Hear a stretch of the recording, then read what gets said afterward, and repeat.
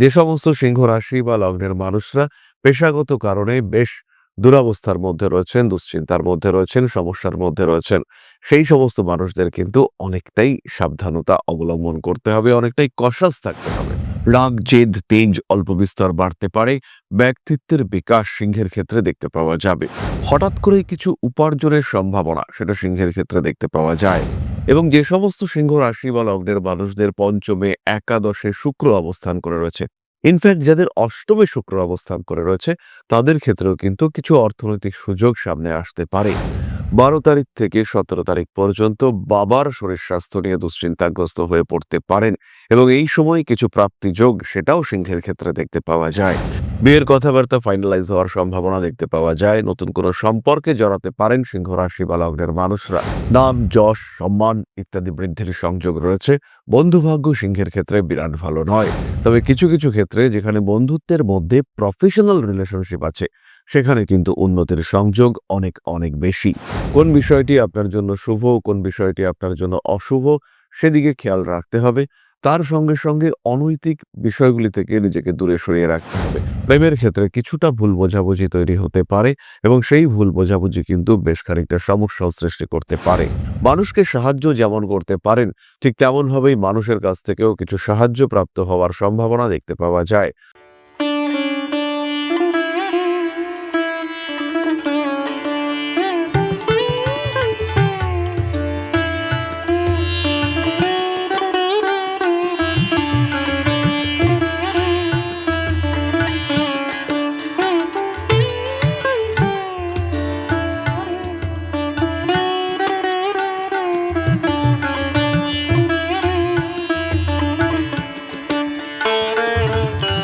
নমস্কার, Rishibani institute of Vedic অ্যাস্ট্রোলজির পক্ষ থেকে স্বাগত জানাই আজকের জ্যোতিষ আলোচনায়। আমি শান্তনু আপনাদের সঙ্গে।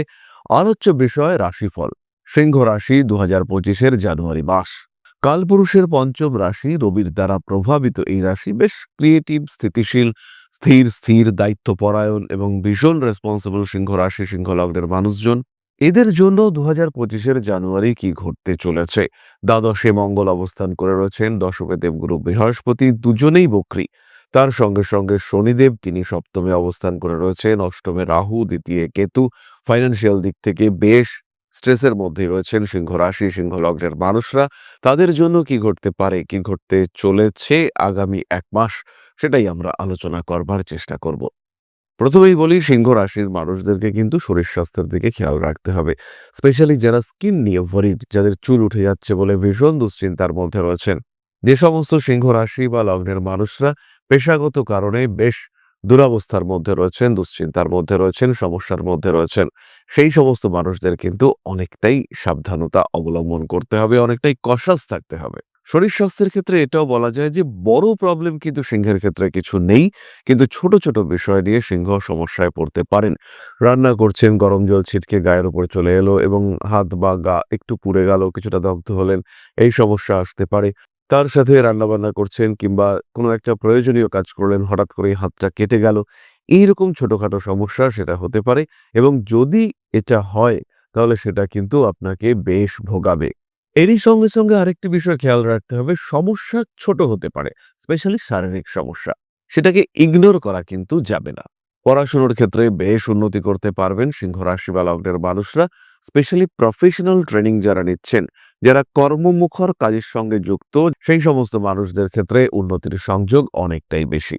রাগ, জেদ, তেজ অল্প বিস্তর বাড়তে পারে। ব্যক্তিত্বের বিকাশ সিংহের ক্ষেত্রে দেখতে পাওয়া যাবে।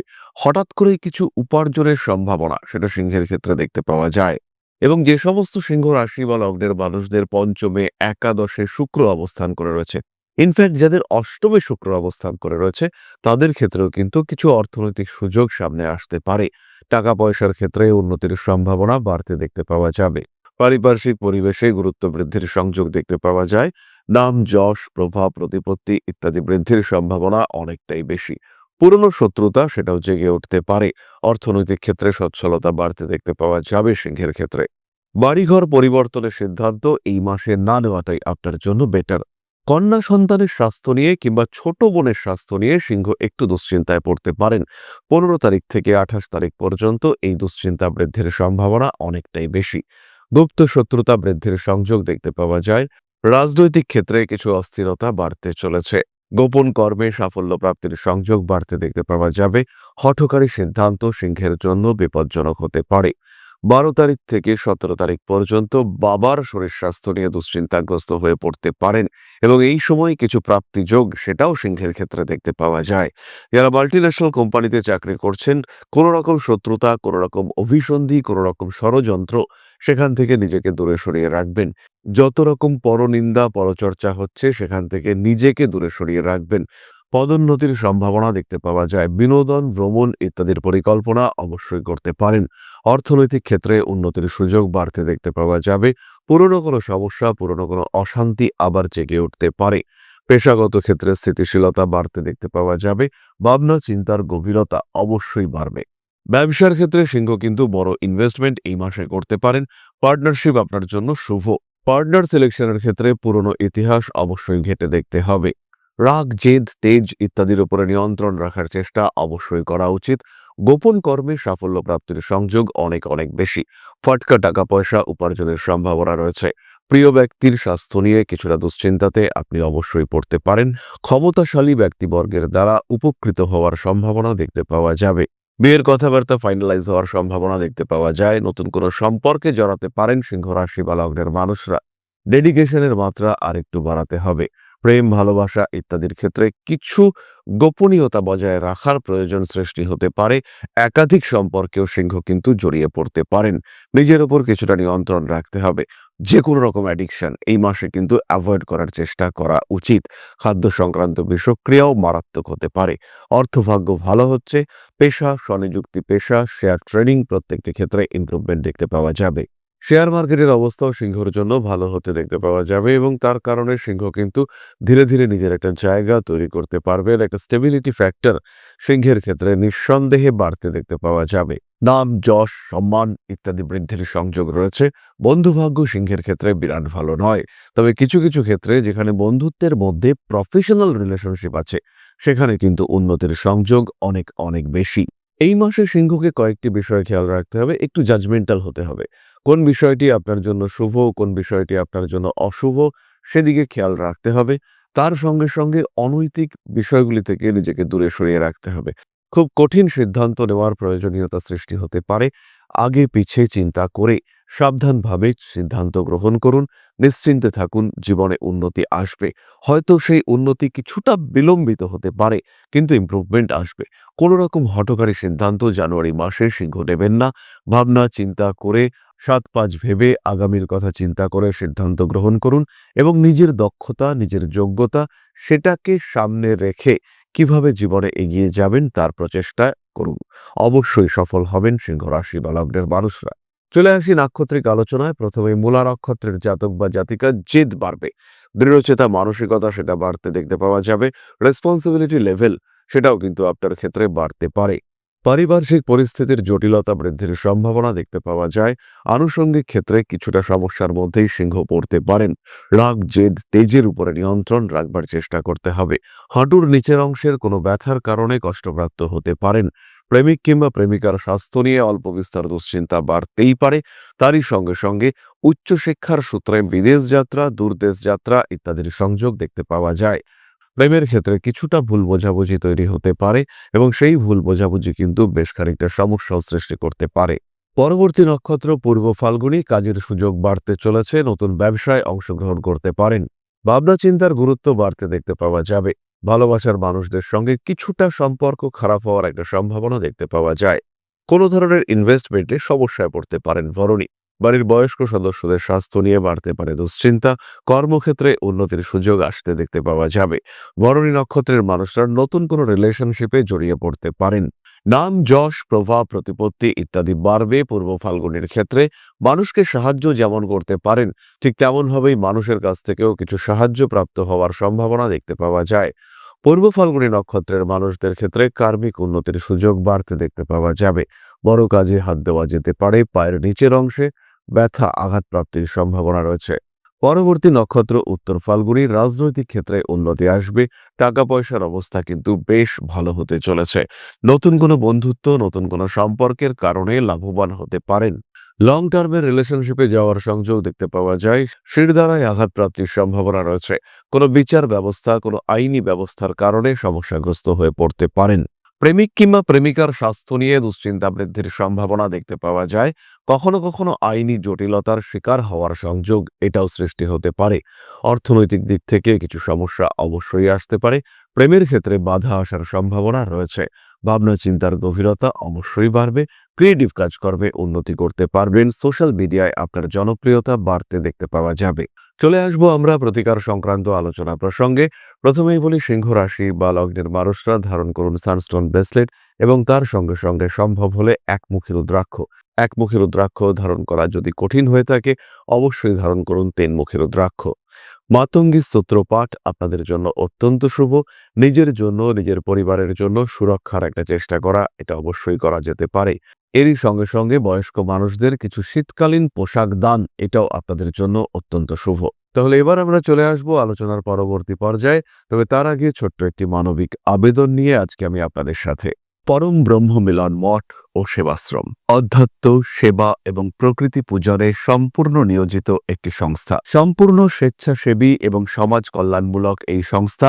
আমরা এগিয়ে চলেছি মানুষের পাশে দাঁড়ানোর লক্ষ্যে। এই প্রসঙ্গে দীর্ঘদিন ধরেই আমরা বিভিন্ন এলাকায় বেশ কিছু কাজ করে আসছি। আপনাদের সহযোগিতা, আপনাদের পাশে দাঁড়ানো, আপনাদের হাতে হাত মিলিয়ে এগিয়ে নিয়ে আসার চেষ্টা, আপনাদের সহযোগিতা, আপনাদের পাশে দাঁড়ানোর প্রয়াস, এই সমস্ত কিছুই আমাদেরকে এগিয়ে নিয়ে চলেছে। আমাদের পাথেয় হয়ে উঠেছে আপনাদের ভালোবাসা। বিগত বেশ কিছুদিন ধরেই আমরা বিভিন্ন অনগ্রসর এলাকায় কাজ করে চলেছি। কখনো আমরা শিশুদের মধ্যে শিক্ষা উপকরণ বিতরণ করেছি, কখনো আমরা পুজোর পোশাক বিতরণ করেছি, কখনো তাদের খাদ্যের ব্যবস্থা করেছি।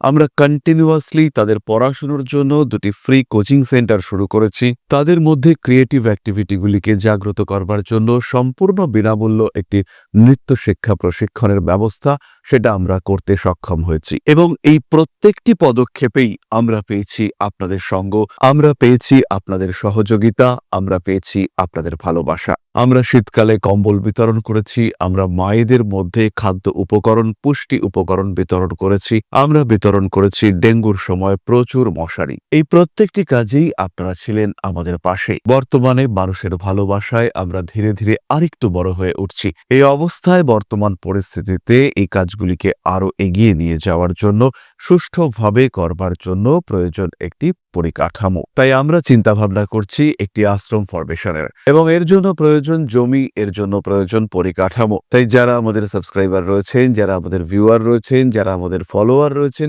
যারা আমাদেরকে ভালোবাসেন, যারা আমাদের পাশে থাকেন, প্রত্যেকটি সহানুভূতিশীল মানুষের কাছে আমাদের অনুরোধ, সাধ্যমতো সামান্য পরিমাণে আপনারা এগিয়ে আসুন।